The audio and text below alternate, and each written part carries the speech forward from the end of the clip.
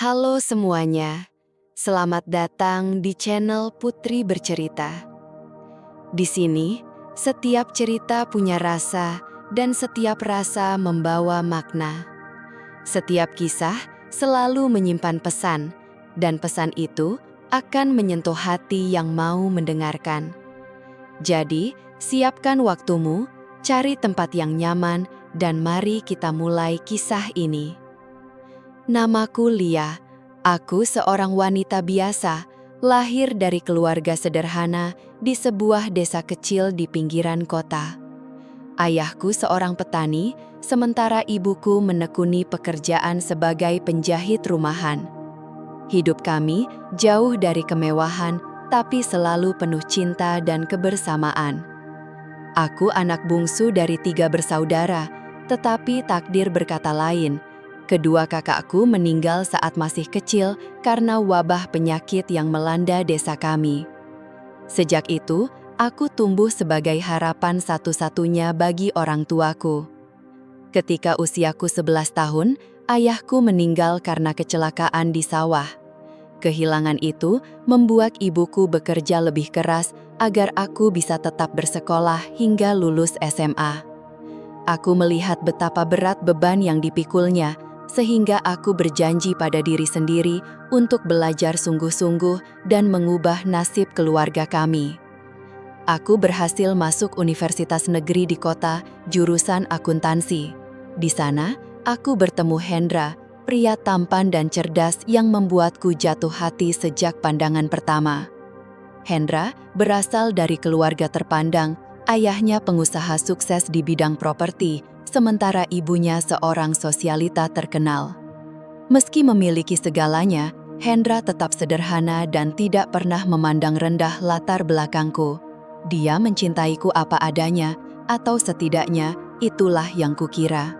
Hubungan kami berjalan meski sempat mendapat tentangan dari keluarganya.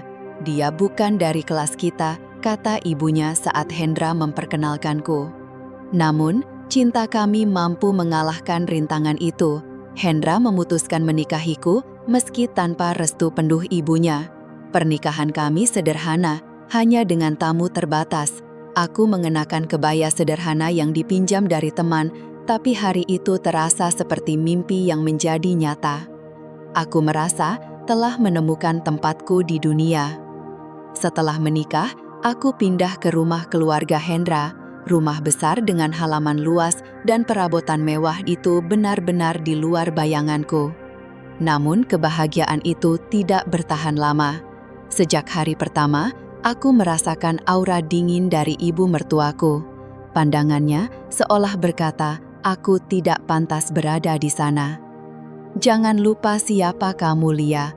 Hanya karena menikahi anakku, bukan berarti kamu setara dengan kami, katanya suatu hari dengan nada menusuk.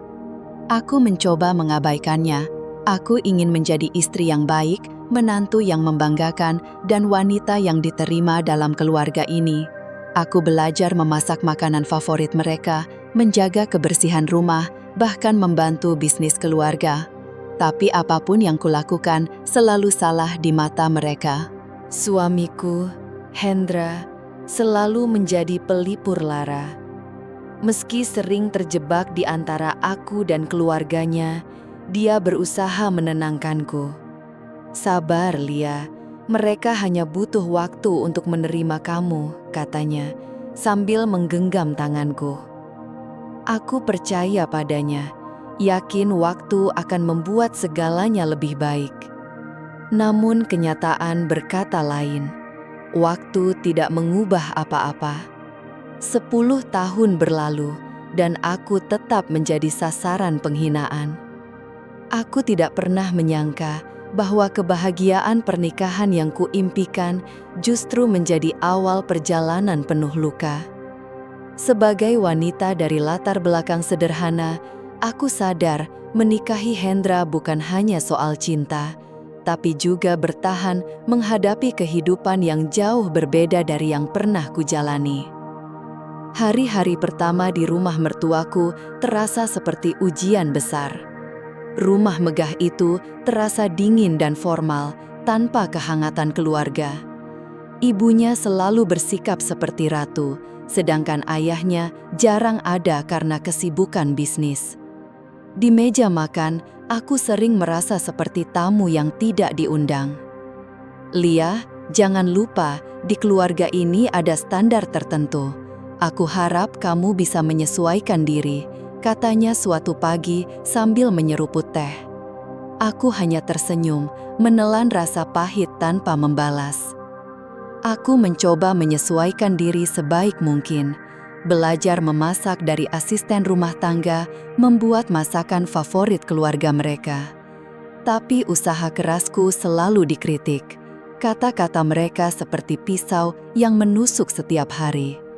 Meski begitu, aku bertahan, meyakinkan diri bahwa ini adalah bagian dari perjuangan menjadi bagian dari keluarga besar mereka.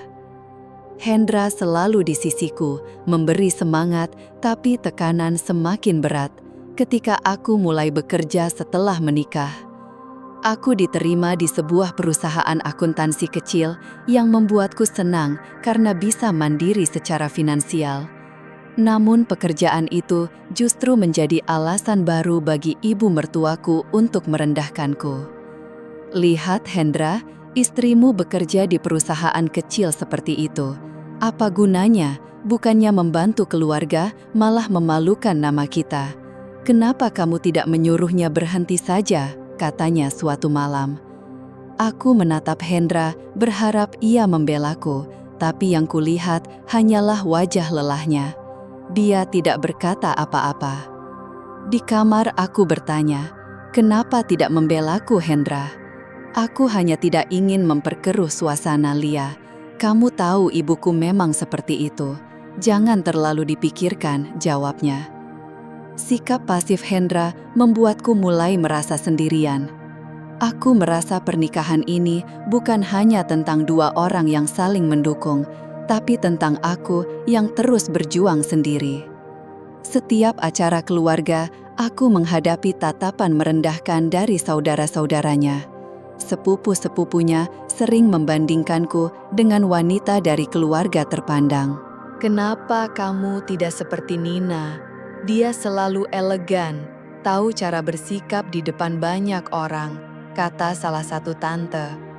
Aku tersenyum kecil, menahan air mata.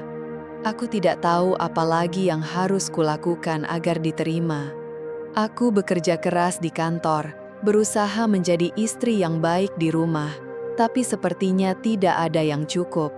Semakin sulit ketika melihat perubahan pada Hendra. Dia tidak lagi perhatian seperti dulu. Jika dulu selalu memegang tanganku dan memberi semangat, kini dia sering pulang terlambat tanpa alasan jelas. Kerjaan di kantor sedang banyak, Lia, katanya singkat saat aku bertanya. Aku ingin percaya, tapi hatiku merasakan ada yang berbeda. Rumah yang seharusnya menjadi tempatku berlindung, kini terasa asing, tapi aku tetap bertahan. Aku selalu bilang pada diri sendiri, ini adalah bagian dari perjalanan panjang sebuah pernikahan. Selama aku mencintai Hendra dan terus berusaha, aku yakin semuanya akan membaik. Aku salah. 10 tahun telah berlalu, tapi aku masih berada di tempat yang sama, dihina, diremehkan, dan diabaikan. Perlahan rasa cinta yang dulu menguatkanku memudar, digantikan oleh rasa sakit yang seolah tak pernah berakhir. Aku masih ingat jelas pertama kali bertemu Hendra. Saat itu aku sedang sibuk memindahkan buku-buku di perpustakaan kampus. Dia datang dengan senyum yang membuat jantungku berdebar. Obrolan pertama kami terjadi ketika dia menanyakan tentang buku referensi yang sedang kucari. Dari percakapan singkat itu, aku tahu dia bukan hanya pintar, tapi juga rendah hati, membuatku merasa nyaman. Kami semakin dekat setelah beberapa pertemuan. Dia selalu tahu bagaimana membuatku tertawa, bahkan di hari-hari yang berat. Hendra berbeda dari pria lain yang pernah kutemui. Dia perhatian, empati, dan selalu mendukung mimpiku menyelesaikan pendidikan. Aku yakin kamu bisa jadi akuntan hebat suatu hari nanti, katanya saat kami belajar bersama. Kata-katanya memberiku semangat dan membuatku percaya bahwa aku layak bahagia. Ketika dia melamarku setelah lulus kuliah, aku merasa menjadi wanita paling beruntung di dunia. Hendra adalah semua yang kuyakini dalam seorang suami. Dia berjanji akan selalu melindungiku. Namun, menikah bukan hanya soal dua orang yang saling mencintai. Bersama Hendra, aku juga menikahi keluarganya, dan disitulah awal segala masalah. Setelah menikah, aku sering merasa seperti orang asing di rumah mereka. Mertuaku seorang wanita perfeksionis, segala sesuatu harus sesuai keinginannya, dan siapapun yang menentangnya menjadi sasaran kemarahannya. Aku mencoba bersabar, berpikir bahwa dia butuh waktu untuk menerima kehadiranku, tapi waktu berlalu dan sikapnya tak berubah. Setiap pagi, aku bangun lebih awal untuk membantu di dapur. Aku memasak dengan hati-hati, memastikan setiap masakan sesuai selera mereka. Tapi selalu ada yang salah. Telurnya terlalu matang. "Apa kamu tidak bisa membuat telur setengah matang?" katanya suatu pagi dengan tatapan menilai. Aku tersenyum kecil, menahan perasaan. "Maaf Bu, saya akan memperbaikinya." Tapi permintaan maafku tidak pernah cukup. Setiap hari selalu ada kritik baru.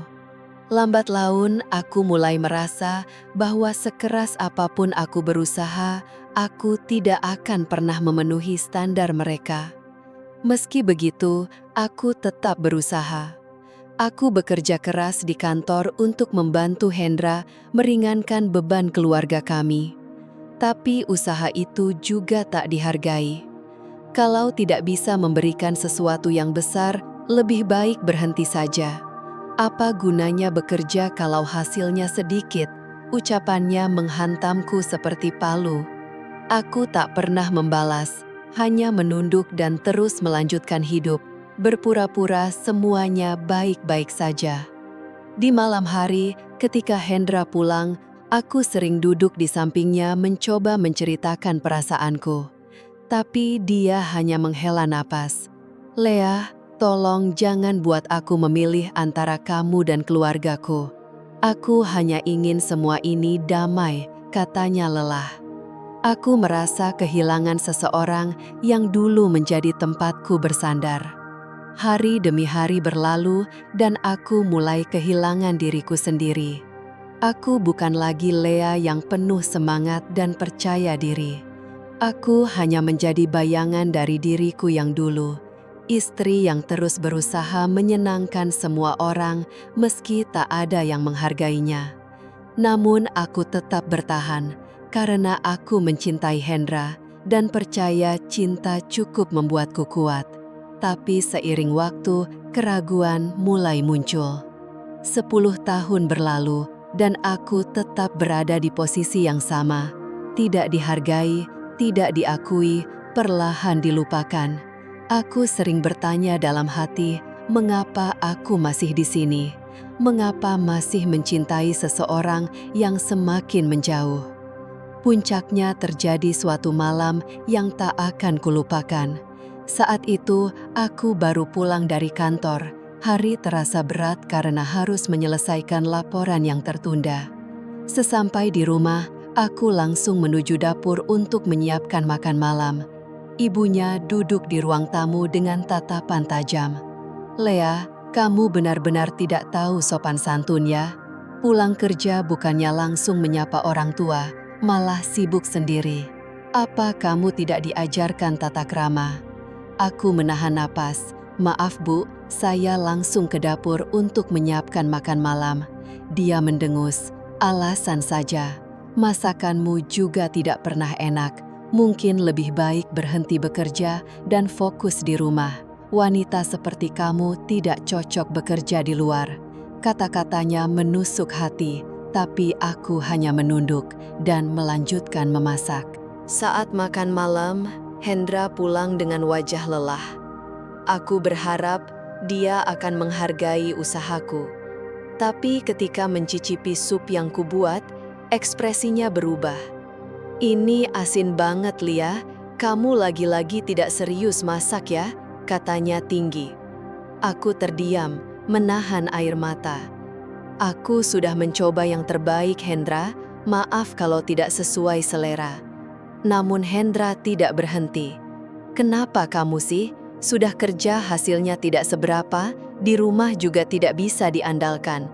Aku capek, Lia. Aku capek pulang dan menghadapi ini semua." Itu pertama kalinya dia berbicara seperti itu di depanku, di depan ibunya dan saudara-saudaranya. Aku tidak bisa menahan tangis lagi, meninggalkan meja makan dan masuk kamar. Hendra mengikutiku. "Kenapa keluar begitu? Kamu mau buat drama di depan keluargaku?" Suaranya marah. Aku menatapnya. "Hendra, aku sudah bertahan 10 tahun. 10 tahun menjadi istri dan menantu yang baik, tapi tidak ada yang pernah cukup. Bahkan kamu sekarang ikut menghina aku. Apa yang kamu lakukan?" Dia menggeleng. "Aku tidak menghina, Lia. Aku hanya jujur. Mungkin kita memang salah dari awal. Kamu tidak cocok dengan keluargaku dan aku. Aku tidak tahu apakah bisa melanjutkan ini." Hatiku seperti dihantam palu. "Apa maksudmu, Hendra?" tanyaku bergetar. Dia terdiam sebentar, lalu berkata pelan tapi pasti, "Aku ingin kita berpisah, Lia. Aku sudah tidak tahan lagi." Kata-katanya membuatku kehilangan nafas. Selama ini, aku bertahan karena percaya dia adalah rumahku, bahwa kami bisa melewati semuanya bersama. Tapi kini, dia sendiri yang ingin menghancurkannya. Aku hanya menatapnya, berharap dia berubah, tapi dia meninggalkanku sendirian dengan hati hancur. Keesokan harinya, Hendra mengajukan cerai. Ibunya terlihat puas, seolah memenangkan perang yang telah lama dia jalani diam-diam. Aku meninggalkan rumah itu hanya dengan satu koper kecil dan segunung luka di hati. Kembali ke rumah ibuku, aku menangis sepuasnya. Aku menangis untuk cinta yang hilang, mimpi yang hancur, dan untuk diriku sendiri yang merasa tak berharga. Di tengah kesedihan itu, ada sesuatu dalam diriku yang mulai bangkit. Aku menolak untuk hancur selamanya. Mereka boleh menghancurkan hatiku, tapi semangatku tidak akan pernah mereka taklukkan. Aku bertekad, bangkit, bukan hanya untuk diriku sendiri, tetapi juga untuk menunjukkan bahwa aku lebih dari yang mereka kira. Hari-hari setelah kepulanganku ke rumah ibu, penuh kesedihan. Aku merasa kehilangan arah. Setiap sudut rumah ini mengingatkanku pada perjuangan ibu yang begitu keras membesarkanku sendirian. Kini, aku kembali dalam keadaan hancur, seperti pecahan kaca berserakan. "Lia, kamu harus makan," kata ibu suatu pagi saat melihatku termenung di ruang tamu. "Aku tidak lapar, Bu," jawabku. Ibu menatapku penuh kasih sayang, tapi juga khawatir. "Lea, jangan biarkan dirimu tenggelam dalam kesedihan. Kamu harus bangkit. Dunia tidak menunggu kita selesai menangis." Aku tahu ibu benar, tapi kata-katanya sulit kuterima. Luka di hatiku masih terlalu dalam, dan penghinaan yang kuterima bertahun-tahun lalu masih terngiang di kepala. Suatu malam, saat duduk sendiri di kamar, aku teringat sesuatu. Janji yang pernah kubuat pada diriku sendiri. Janji untuk mengubah nasib dan memberikan kehidupan lebih baik untuk keluarga. Aku menghabiskan waktu berhari-hari merenung. Di tengah kehancuran ini, satu hal tetap kumiliki, diriku sendiri. Aku sadar, hanya aku yang bisa menyelamatkanku. Aku memulai langkah kecil. Aku menghubungi teman lama, Siska, yang dulu bekerja di bidang keuangan di Jakarta. Kami berbincang panjang dan dia memberiku beberapa saran. "Lea, kamu punya bakat, jangan sia-siakan. Mulailah dari hal kecil. Aku yakin kamu bisa." Aku mengikuti sarannya. Dengan tabungan yang tersisa, aku mendaftar kursus online tentang manajemen keuangan dan investasi. Hari-hariku mulai terisi belajar, membaca, dan memperbaiki diri. Setiap pagi aku bangun lebih awal untuk membuat jadwal belajar dan setiap malam mencatat semua yang kupelajari. Awalnya sulit, banyak yang tidak kupahami, dan aku sering ingin menyerah. Tapi, setiap kali putus asa datang, aku mengingat semua penghinaan yang pernah kuterima. Aku tidak akan kalah. Setahun berlalu, kerja kerasku mulai membuahkan hasil. Aku mendapatkan sertifikasi di bidang keuangan dan melalui jaringan yang kubangun, aku mendapat pekerjaan di perusahaan investasi kecil. Dari sana, aku belajar lebih banyak tentang bisnis dan investasi properti. Aku tidak berhenti di situ. Dengan bantuan beberapa kenalan baru, aku mulai berinvestasi kecil-kecilan. Aku membeli properti di pinggiran kota dengan harga terjangkau, memperbaikinya, lalu menjualnya lebih tinggi. Bisnisku berkembang dan penghasilanku mulai jauh lebih besar daripada sebelumnya. 2 tahun kemudian, aku memiliki perusahaan kecil di bidang investasi properti dan keuangan. Aku mempekerjakan tim profesional dan bisnis kami berkembang pesat. Aku tidak hanya mendapatkan kekayaan, tapi juga rasa percaya diri yang dulu hilang. Hidupku benar-benar berubah. Kini, aku tinggal di apartemen mewah di pusat kota, memiliki mobil pribadi, dan sering diundang ke acara bisnis bergengsi. Tapi, semua ini tidak membuatku lupa janji yang pernah kubuat. Aku ingin mereka yang pernah meremehkanku melihat siapa aku sekarang. Suatu hari, aku diundang ke acara penghargaan bisnis di Hotel Bintang 5. Salah satu pembicara utamanya adalah perusahaan milik keluarga mantan suamiku. Hari itu, aku mengenakan gaun hitam elegan. Aku turun dari mobil mewah, diiringi 10 bodyguard. Langkahku penuh percaya diri, dan semua mata tertuju padaku. Di acara itu, aku melihat mereka, Hendra, ibunya, dan beberapa anggota keluarganya. Wajah mereka terkejut. Hendra bahkan tak bisa menyembunyikan ekspresi kagetnya. Dia menatapku seolah tak percaya wanita yang pernah dia tinggalkan kini menjadi sosok yang kuat. Aku tidak menyapa mereka, hanya berjalan lewat dengan senyum tipis, seolah mereka tak berarti apa-apa. Tapi dalam hatiku, aku tahu mereka pasti merasakan apa yang dulu sering kurasakan, perasaan kecil dan tidak berharga. Acara selesai, aku berjalan keluar dengan tenang. Seorang wartawan menghampiriku untuk wawancara, dan aku melakukannya dengan percaya diri.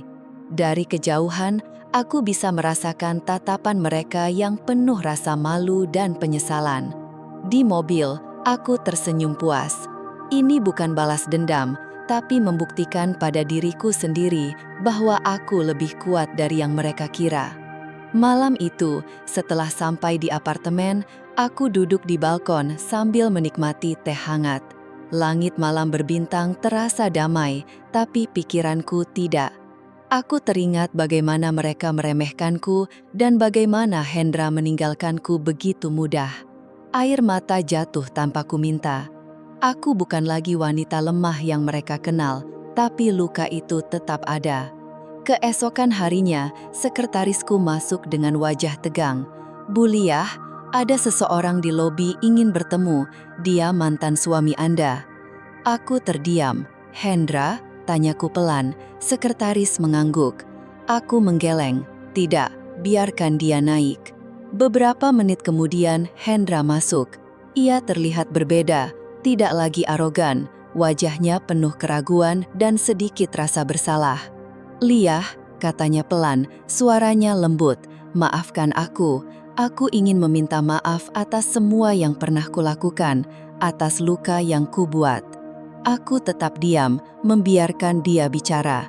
"Melihatmu tadi malam, aku sadar betapa bodohnya aku. Kamu tidak pantas diperlakukan seperti itu. Aku sangat menyesal." Kata-katanya membuat dadaku sesak. Aku sudah menunggu momen ini, tapi ketika datang, aku merasa hampa. "Hendra," kataku akhirnya. Suaraku terdengar tenang, meski penuh dengan emosi yang kutahan selama bertahun-tahun. 10 tahun aku bertahan. 10 tahun aku berusaha mencintaimu, meski sering dihina, direndahkan, bahkan oleh keluargamu sendiri. Dan apa yang kau lakukan? Kau menyerah. Kau meninggalkanku di saat aku berada di titik terendahku. Dia menunduk, tidak mampu membalas. Tapi, tahukah kamu, itu adalah keputusan terbaik yang pernah kamu buat untukku. Karena tanpamu, aku menemukan kekuatanku sendiri. Tanpamu, aku menjadi wanita yang lebih kuat, lebih mandiri, dan lebih berharga daripada yang pernah kamu bayangkan. Hendra mengangkat wajahnya, matanya memohon. Aku tahu aku salah, Lia. Aku tahu aku tidak bisa memperbaiki masa lalu, tapi aku hanya ingin kesempatan untuk minta maaf. Aku menghela napas, berusaha menenangkan diri. Hendra, aku memaafkanmu. Tapi memaafkan bukan berarti aku akan kembali ke masa lalu. Aku telah melangkah jauh dari sana. Dan aku tidak akan pernah kembali. Dia terlihat hancur, tapi aku tidak merasa bersalah. Ini adalah kebenaran yang harus dia dengar. Ketika dia akhirnya pergi, aku merasa beban besar terangkat dari pundakku. Aku menatap keluar jendela, melihat kota yang penuh cahaya. Ini adalah hidupku sekarang. Hidup yang kubangun sendiri, tanpa bergantung pada siapa-siapa. Untuk pertama kalinya, aku merasa benar-benar bebas. Setelah Hendra pergi, aku duduk termenung di ruang kerjaku. Pertemuan itu meninggalkan perasaan aneh, campuran lega dan hampa. Lega karena aku akhirnya bisa mengungkapkan semua yang tertahan, tapi hampa karena itu mengingatkanku pada luka yang selama ini ku coba sembuhkan. Namun aku tak punya waktu untuk terlalu larut. Pekerjaan menantiku. Aku tahu, pekerjaanlah yang membuatku bertahan selama ini. Setiap proyek yang ku selesaikan, setiap keberhasilan yang kuraih, adalah bukti bahwa aku lebih kuat dari yang mereka kira. Beberapa minggu setelah itu, kabar mengejutkan datang. Salah satu rekan bisnis mengajakku menghadiri acara gala amal besar di kota. Awalnya aku ragu, tapi ketika tahu keluarga Hendra juga menjadi salah satu sponsor utama, aku menyadari ini adalah kesempatan untuk menunjukkan bahwa aku telah melampaui masa lalu. Hari itu, aku mengenakan gaun putih panjang dengan detail elegan. Rambutku tertata rapi, riasanku sempurna. Aku turun dari mobil dengan tenang, diiringi bodyguard yang kini menjadi bagian dari hidupku. Di ballroom yang megah, aku melihat mereka, Hendra, ibunya, dan keluarganya. Wajah mereka membeku saat melihatku masuk. Ibunya, yang dulu sering mencemoohku, tampak kehilangan kata-kata. Aku hanya melangkah dengan tenang, menyapa beberapa tamu penting, lalu duduk di meja utama. Acara berjalan lancar hingga saat lelang amal. Aku mengangkat tangan untuk ikut serta saat sebuah lukisan indah dilelang. Harga terus naik, tapi aku tetap bertahan. Ketika akhirnya aku menang, seluruh ruangan memberiku tepuk tangan. Dari sudut mataku, kulihat Hendra dan keluarganya saling berbisik dengan ekspresi tidak percaya. Setelah acara selesai, seorang wartawan mendekatiku untuk wawancara. Dia menanyakan tentang donasi dan kesuksesanku. Dengan senyum lembut, aku menjawab, "Hidup ini penuh tantangan. Aku tidak akan menjadi seperti sekarang jika tidak pernah jatuh dan bangkit kembali." Kata-kata itu kuucapkan dengan sengaja, tanpa terlihat agresif. Aku tahu mereka mendengarnya, dan itu cukup bagiku. Namun kejutan sesungguhnya datang ketika ibunya mendatangiku setelah acara. Wajahnya kini berbeda.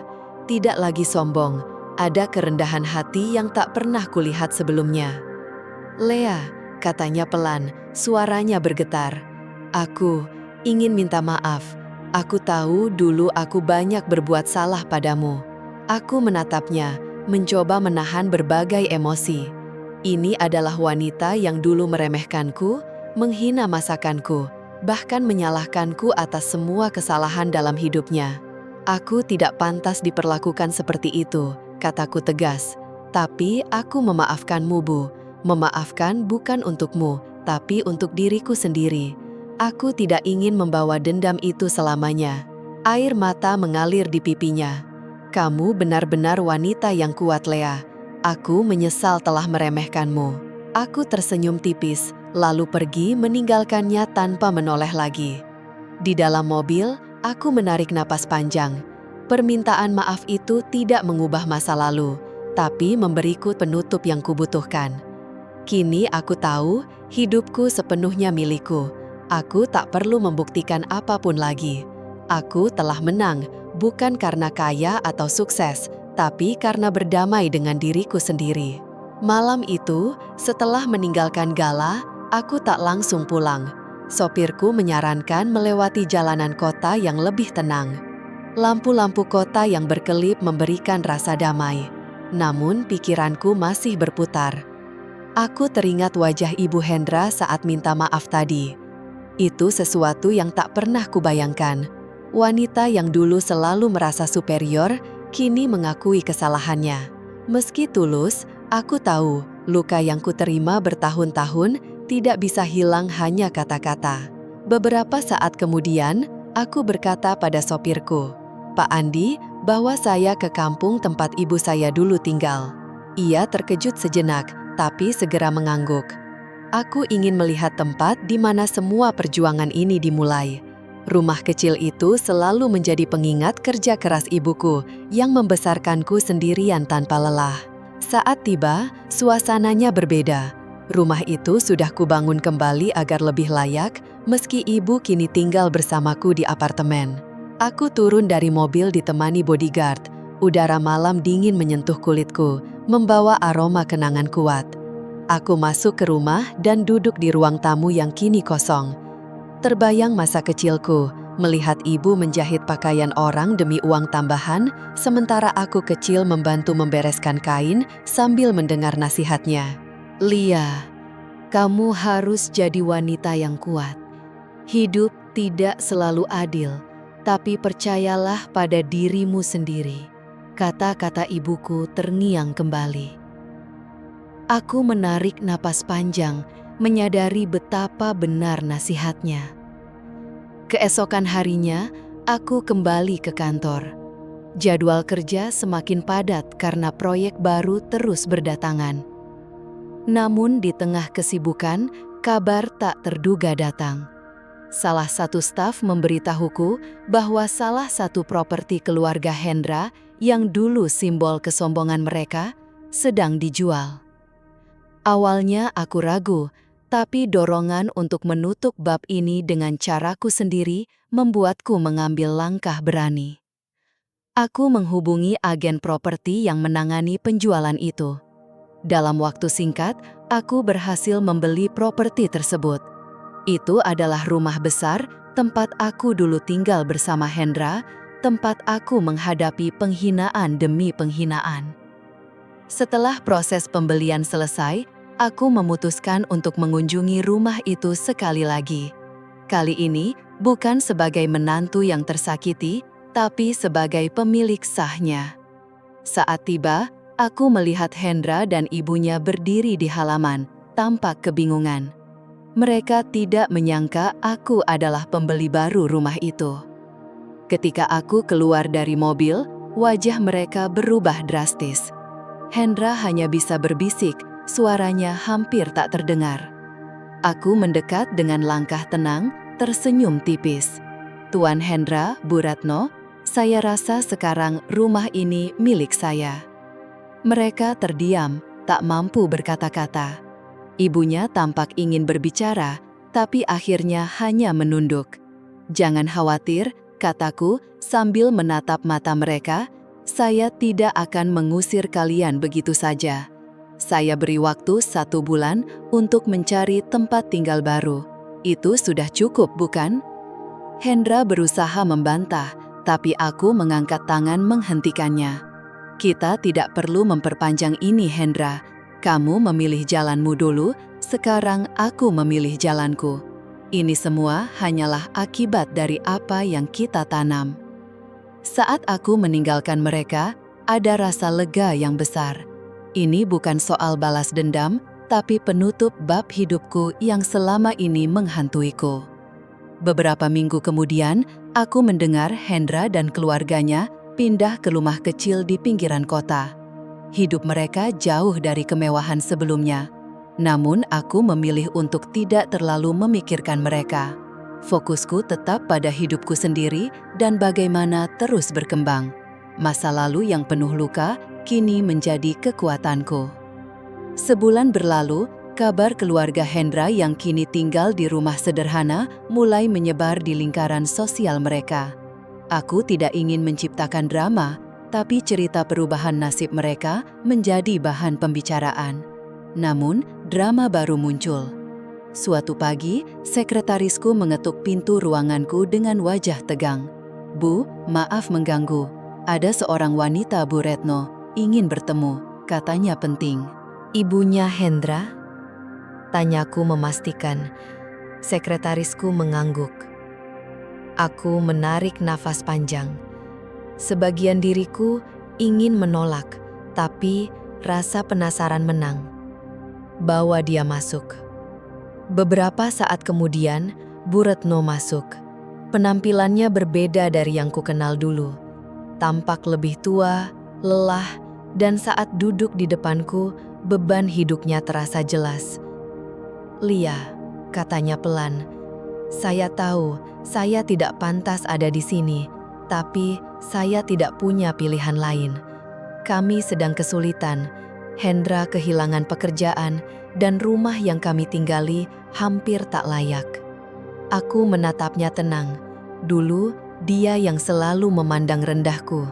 Sekarang, dia duduk di depanku, memohon. "Lia, saya tahu salahku banyak, tapi saya seorang ibu. Saya hanya ingin membantu keluarga saya. Tolong kami." Aku menarik nafas dalam-dalam. "Bu Retno, saya menghargai keberanian Anda datang ke sini. Tapi ingat, saat saya dalam kesulitan, Anda tidak hanya meninggalkan saya, tapi memperlakukan saya seolah tak berarti apa-apa. Kini Anda meminta bantuan."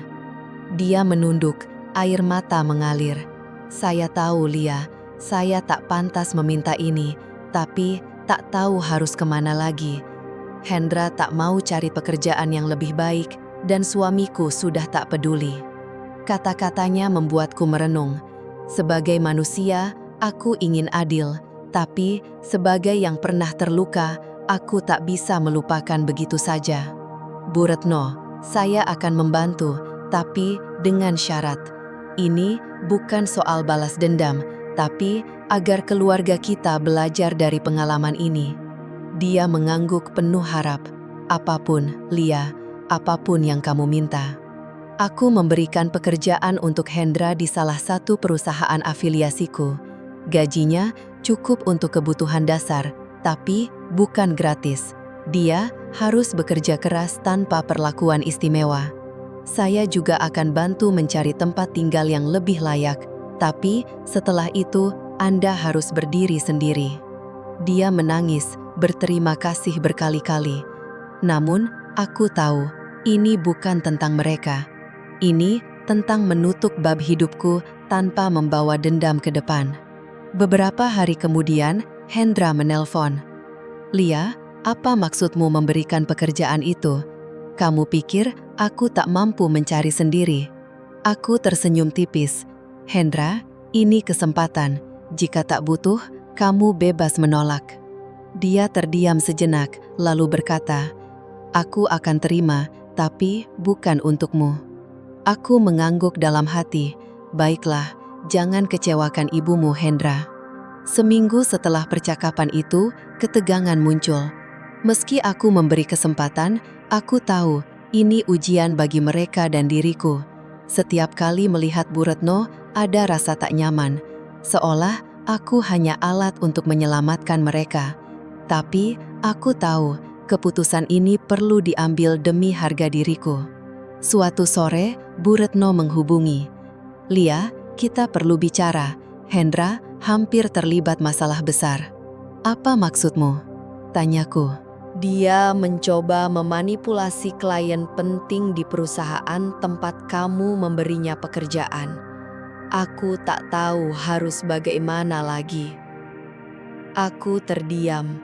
Hendra ingin mencari jalan pintas dan cara curang demi uang lebih. Aku tahu bantuan saja tak cukup untuk mengubah semuanya. Aku merasa seolah seluruh dunia runtuh di sekitarku. Aku sudah memberikan mereka kesempatan. Aku sudah mencoba membantu. Tapi kenyataannya, Hendra tetaplah Hendra. Pria yang dulu meninggalkanku begitu mudah. Kini, aku merasakan bagaimana tindakan ceroboh dan egoisnya kembali menghancurkan segalanya. Tangan gemetar saat menutup telepon, aku langsung bergegas menuju perusahaan tempat Hendra bekerja. Aku tidak bisa membiarkan ini berlalu begitu saja. Ini adalah kesalahan yang harus segera diperbaiki, dan aku tahu hanya ada satu cara untuk melakukannya. Sesampainya di sana, aku langsung menuju ruang direktur dan memanggil kepala HRD. Beberapa menit kemudian, aku bertemu dengan kepala bagian yang mengurus seluruh karyawan. "Lea, ada apa?" tanyanya, terkejut melihat kedatanganku yang mendadak. "Ada sesuatu tentang Hendra yang harus kita bahas," jawabku tanpa basa-basi. "Dia mencoba menipu klien. Aku ingin kamu segera menindaklanjutinya." Raut wajahnya berubah serius. "Apa? Kami tidak tahu tentang ini. Apakah Anda yakin?" "Ya, saya yakin. Pastikan dia diberhentikan segera." Dia tidak menolak dan langsung menghubungi pihak terkait untuk memulai proses pemecatan. Namun, sebelum semuanya selesai, aku mendapat pesan lain dari Hendra yang ingin bertemu denganku. Tubuhku kaku. Aku tahu ini adalah titik puncak dari semua yang terjadi. Tidak ada jalan mundur lagi. Dengan perasaan berat, aku menemui Hendra di sebuah kafe yang dulu kami kunjungi. Wajahnya tampak lelah, ekspresinya berbeda, seolah dia tahu segalanya akan berakhir.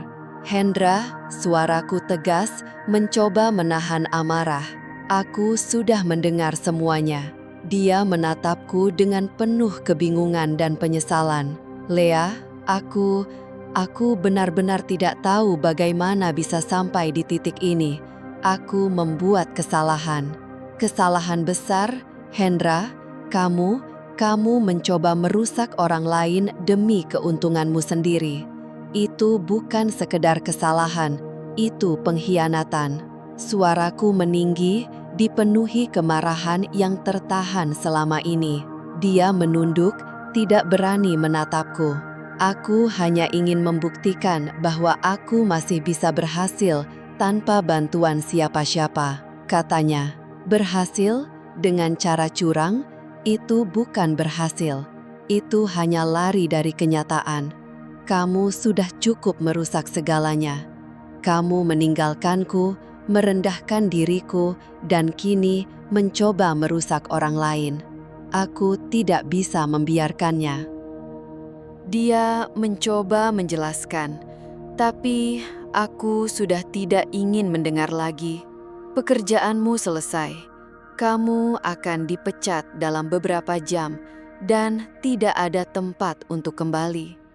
Jangan datang lagi ke hidupku, Hendra." Aku berdiri dan meninggalkannya. Setiap langkah terasa berat, tapi hatiku tahu ini adalah keputusan yang tepat. Di mobil, beban itu perlahan hilang. Mungkin aku kehilangan segalanya, termasuk cinta padanya. Tapi aku menemukan kekuatanku sendiri. Tidak ada lagi yang bisa menghalangiku. Malam itu, aku menatap langit kota yang gemerlap. Aku telah melewati begitu banyak pengkhianatan, sakit hati, kehilangan. Tapi sekarang, aku tahu aku lebih dari seorang istri yang dihina. Aku adalah wanita yang mampu berdiri sendiri, menuntun hidup ke arah baru yang lebih baik.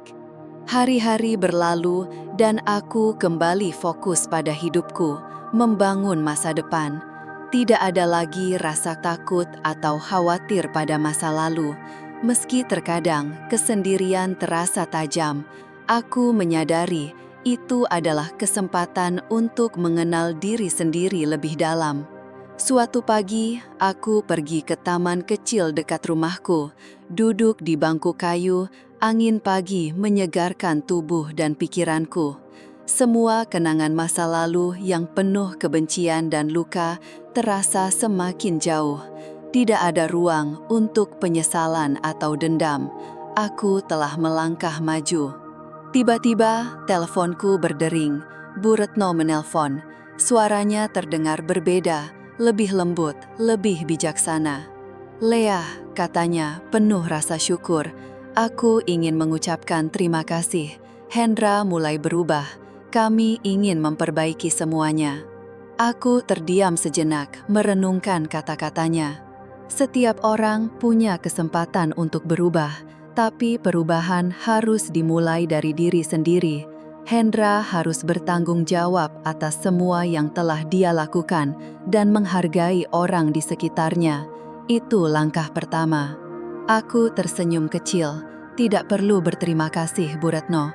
Aku hanya memberi kesempatan. Sisanya adalah usaha kalian sendiri. Yang penting, jangan menyerah untuk berubah. Tidak ada kata terlambat." Setelah menutup telepon, aku duduk sejenak, memikirkan semua yang telah terjadi. Ada perasaan lega sekaligus haru. Aku menyadari, di akhir perjalanan ini, aku menemukan kedamaian dalam diri sendiri. Masa lalu tidak bisa diubah.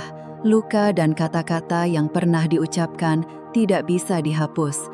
Tapi aku belajar hal penting. Hidup bukan hanya tentang apa yang dilakukan orang lain padamu, tapi bagaimana kamu meresponsnya. Kekuatan sejati datang dari dalam, dari kemampuan bangkit meski dunia terasa menekan. Dalam hidup, kita semua menghadapi rintangan dan ketidakadilan.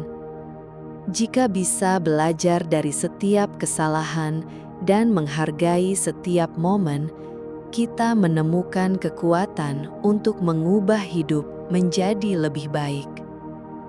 Memaafkan itu penting, tapi yang paling utama adalah memaafkan diri sendiri. Itu langkah pertama menuju kebahagiaan sejati. Dengan hati damai dan penuh syukur, aku berdiri dan melangkah keluar dari taman, menatap masa depan yang penuh kemungkinan. Hidup adalah perjalanan panjang, dan aku siap menghadapinya dengan harapan. Nasihatku, jangan biarkan masa lalu menentukan siapa dirimu sekarang. Kita punya kendali atas pilihan kita dan bisa menciptakan masa depan lebih baik. Setiap langkah kecil menuju perubahan adalah kemenangan besar. Jangan biarkan apapun menghentikanmu menjadi versi terbaik dari dirimu.